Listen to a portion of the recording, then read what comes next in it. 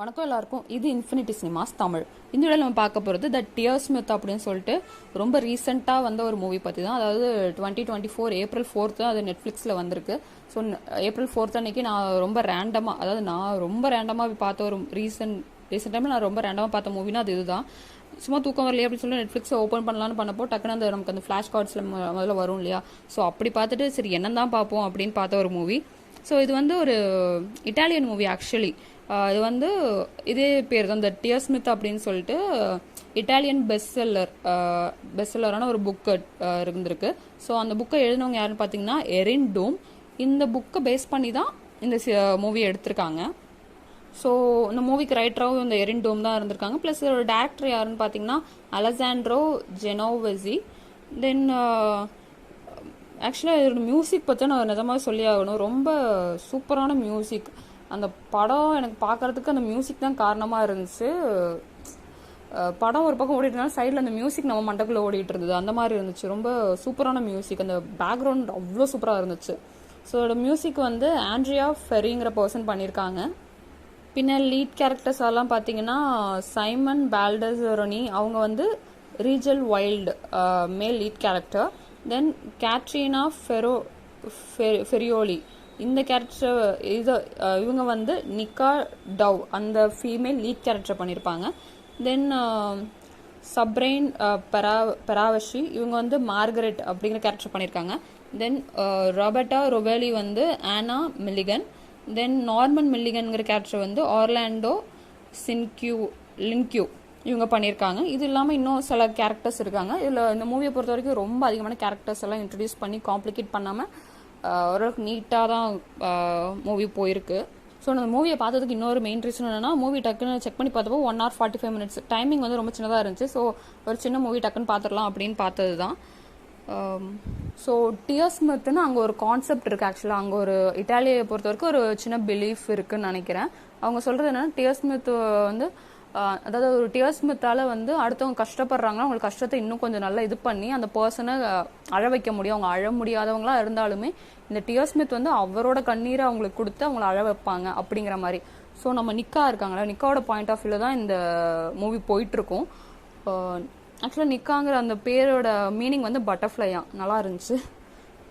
So நிக்கா வந்து ரொம்ப சின்ன பொண்ணாக இருக்கும் போதே அவங்களோட பேரண்ட்ஸ்க்கு, அதாவது இவங்க 3 பேரும் காரில் போயிட்டு இருக்கும் போது ஒரு உல்ஃப் குறுக்க வருது. அப்போ ஏதோ பனிக்காலமோ மழைக்காலமோ சம்திங் ஒரு ஆக்சிடென்ட் நடக்குது. 2 பேருமே இறந்துடுறாங்க. இவங்க வந்து ஆர்ஃபன் ஆயிடுறாங்க. ஸோ அல்டிமேட்லி ஒரு ஆர்ஃபனேஜில் போய் எண்டப் ஆகுறாங்க. அது வந்து கிரேவ்னு சொல்கிறாங்க. ஏன்னா அது அவ்வளோ ஒரு கொடுமையான இடம். அந்த பில்டிங் எல்லாம் பார்க்க கொஞ்சம் நல்லா இருக்கு. ஆனால் உள்ளுக்குள்ளே அதாவது அந்த இட்டாலியன் அந்த ரோமன் கல்ச்சர் அந்த மாதிரியான பில்டிங்ஸ்.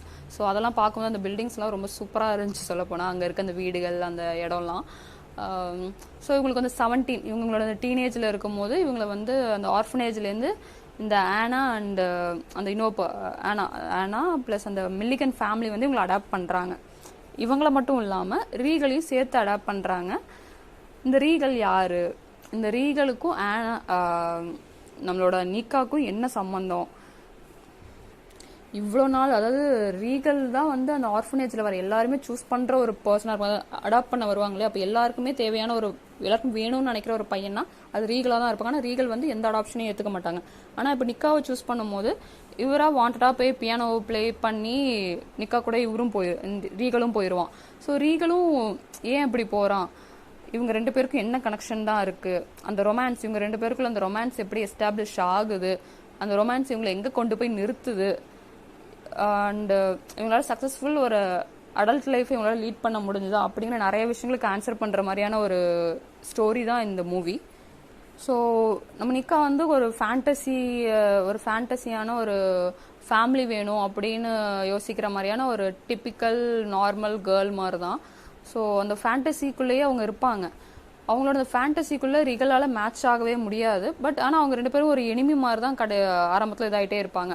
அதாவது இந்த ஸ்டோரி வந்து எப்படின்னா, நம்ம இந்த புக்காக படிக்கும்போது அதாவது என்னால் இதில் என்ன ஃபீல் பண்ண முடிஞ்சதுன்னா, மூவியை விட இது ஒரு புக்காக படித்தப்போ இது ஏன் ஒரு பெஸ்ட் செல்லராக இருந்ததுன்னு என்னால் புரிஞ்சுக்க முடிஞ்சது. பிகாஸ் இந்த ஒரு சில நான் ரிவ்யூஸ்லாம் பார்த்தோன்னா இது வந்து ஒரு ஸ்லோபன் ரொமான்டிக் நாவல் ஆக்சுவலாக. அந்த மூவியை அவங்க அந்த 1 hour 45 minutesக்குள்ளே முடிஞ்ச அளவுக்கு கட் பண்ணி கொடுக்க ட்ரை பண்ணியிருக்காங்க. பட் அது ஃபுல்லாக அச்சீவ் பண்ணலைங்கிறது தான் என்னோட ஃபீல். ஏன்னா அங்கங்கே அந்த டைம் லேப்ஸ், அதாவது இங்கங்கே கட் பண்ணி அந்த ட்ரெய்லர் கட், அதாவது அதான் சொல்லும் ட்ரெய்லருக்கு கட் பண்ண மாதிரி என்னமோ சம்மந்தம் இல்லாமல் கட் பண்ணி வச்ச மாதிரி தான் மூவியே இருக்குது.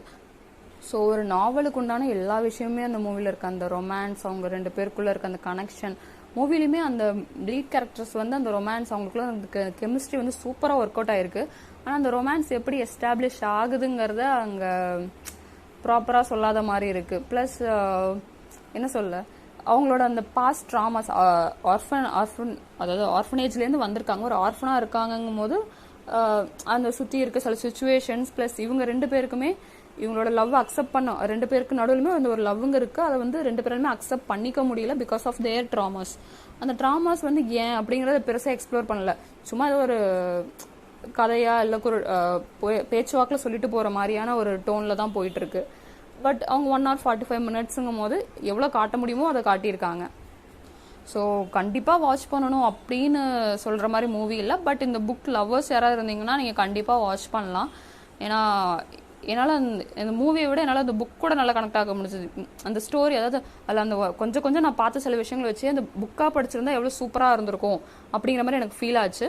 ஸோ மூவி வந்து நீங்கள் உங்களுக்கு அந்த புக் லவராக இருந்தீங்கன்னா கண்டிப்பாக அந்த மூவி எப்படி இருக்குங்கிறத நீங்கள் பார்க்கலாம். ப்ளஸ் நார்மலாக ஒரு இட்டாலியன், ஒரு டிஃப்ரெண்ட், அதாவது ஒரு டிஃப்ரெண்ட் கண்ட்ரியோட மூவி, அண்டு டீன் சப்ஜெக்ட் இருக்க மாதிரி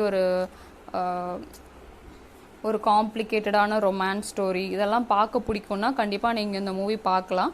இது வந்து ஏ ரேட்டிங் உள்ள ஒரு மூவி தான். ஸோ அவங்க தனியாக பார்க்குறது பெட்டர்னு சொல்லுவேன். அண்டு உங்களுக்கு மியூசிக் பிடிக்கும், அதுவும் அந்த இட்டாலியன் அந்த பியானோ, அந்த என்ன சொல்ல, அந்த ஒரு பேக்ரவுண்ட், அது என்ன மாதிரியான பேக்ரவுண்ட்னு எனக்கு தெரியல, பட் எனக்கு ரொம்ப பிடிச்சது. அதில் வந்து ஒரு சாங்மே லவ் சம்திங் ஏதோ ஒரு எனக்கு எக்ஸாக்டாக புரியல. ஸோ அந்த சாங்குமே ரொம்ப நல்லா இருந்துச்சு. ஸோ இந்த மாதிரி கொஞ்சம் மியூசிக்காக கூட மூவி பார்ப்பீங்க அப்படிங்கிற மாதிரி கேரக்டராக இருந்தால் இந்த மூவி உங்களுக்கு கண்டிப்பாக ஒர்க் அவுட் ஆகும். ஸோ கண்டிப்பாக பார்த்துட்டு, உங்களுக்கு பார்க்குற ஐடியா இருந்தால் பார்த்துட்டு உங்களோட கமெண்ட்ஸ் இதை பற்றி என்னங்கிறத சொல்லுங்கள். தேங்க்ஸ் ஃபார் வாட்சிங்.